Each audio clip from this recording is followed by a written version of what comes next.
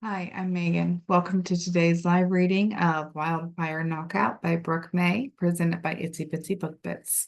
Join me. Prologue. She never came back. Mom never came back for me. How could someone, the one person who claimed to love me so dearly, just leave me with this horrible man? The man I should call father. No, the word meant for an endearment was too good for him. Danny hadn't been my dad in a very long time. I couldn't even draw on a single sober memory of him. He was always drunk or high and had spent most of my life just gone. And even when he was around, my so-called home life, he hit me, yelled constantly, and spit in my face while telling me how he wished I had never been born. My only escape was school. And I meant escape because I fled the house every morning while he was passed out to get to school. It'd been that way since Mom left 2 years ago. She'd abandoned me and left only a single thing behind of hers for me to remember her by, a musical jewelry box. And even though the stupid thing reminded me of her and the promise she never kept, I clung to it until the morning Danny crashed into my room and ripped it from my arms, leaving me bleeding on my bedroom floor. Then he yelled at me to clean my mess before it stained something. You stupid little bitch, she's never coming back for you, he snarled at me. You're going to take her place, and there's nothing anyone can do for you now, Elena. The jewelry box didn't just hold the bittersweet memory of my mom, but it also played the song she used to sing to me. Somewhere over the rainbow was my lullaby, and one of the only good memories I had. And now it was only a weak one of her singing I held close to me when I locked myself away from Danny and his drunk, violent friends at night. They scared me. They used to hold illegal gambling in our downstairs where they drank. I was positive I also heard an auction going down there a time or two. Auctioning what? I wasn't sure. I kept my room locked and door barricaded with a heavy chair I had found in the alley. It was my only form of security against any of them. I didn't even have a bat to beat anyone away with, including the man who barely resembled my dad. For the past 2 years, I had managed to get myself to school and kept myself clothed and fed all on my own. I had stolen from the buffets on the strip to have meals for a few days and had taken clothes from the school's lost and found when I started to develop and change. And I had stolen money from Danny a little at a time to be able to run away someday. I had plans to leave this hell town and never come back. Danny's old car was filled with gas and parked in the decaying garage, ready for my escape after my birthday. I was not going to live here anymore. I deserved better than this. I didn't ask for a mom who left me, a dad who abused me, and I certainly didn't ask for the uncertainty I was constantly living in.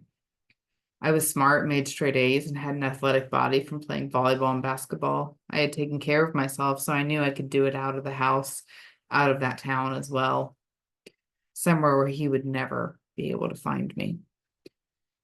Not that he would ever come looking for me. He didn't look when my mom left, so I highly doubted he would be any different when I ran. I wanted to be free from Danny's name and the plague it brought me.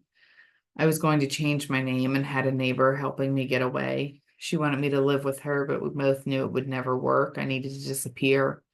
She was going to pretend to be my grandma in order for me to change my name legally and disappear. I guess I did have an angel watching out for me. I had hoped helping me didn't mean something bad would happen to her, but it always happened. No one talked to me or offered me any help in fear of Danny or his so-called friends. I had never had a boyfriend because of how I dressed and acted. I kept people away, but it killed me. I would have loved to help others, just like how I was finally getting help. My mom wouldn't do it, so I'd do it on my own. In a month's time, Vegas would be a distant memory. I was going to let my past disappear as I left it all behind. I would never set foot in this city again. Beth? Shaking my head, I am pulled from my horrific past. Memories I haven't thought about in a very long time. My 16-year-old mind has no place in the present. Beth?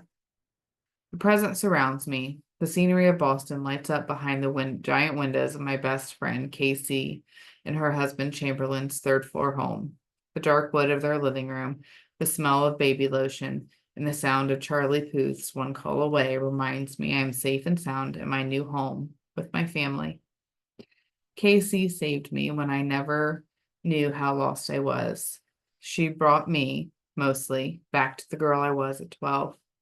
I've matured more, know what the love of a family can do for her soul. Her fighter husband swept in and brought her back to life as well. He took us both away from Denver and guided us to Boston, where we all live. I live on the floor below them with Fiona, Casey's ex-family's former chef, and the one person she calls mom. And across the hall from Scott, the pain in the fucking ass, Frank's Chamberlain sparring partner and trainer. Seeing what Casey has gone through in the past few years and then the whole ordeal with her parents last year has made the guilt well up in my chest from the secrets I still keep from her.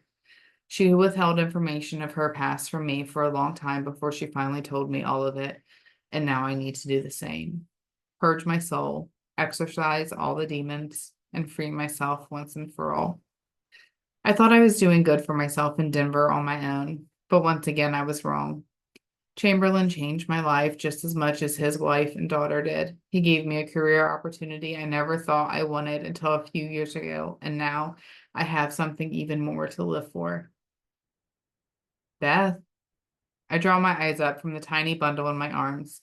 The little guy is covered in white, and his little skull cap is currently covering his piercing blue eyes, leaving only his pouty lips and a button nose visible. I have no clue which of the Lawrence twins I'm holding, but I love him and his brother. Yeah. I finally meet my friend's icy stare of concern. Her eyes are the palest yet brightest blue I've ever seen. She is sitting on the couch across from me, burping the twin clad in black. Where did you go?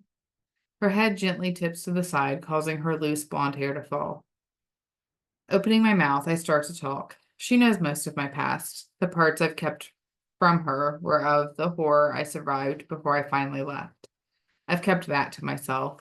It's the reason I am the way I am now. But instead of words coming out, air just passes through my lips. The baby in my arms has had enough of his eyes being covered and lets out a tiny wail. I look back down at him and finally fix his skull cap. Beth, my gaze finds Casey's once more. What happened in Vegas? Vegas. That's one loaded question in a very simple form. But I know what she is talking about. Shaking my head softly, I sigh. Yeah, about that.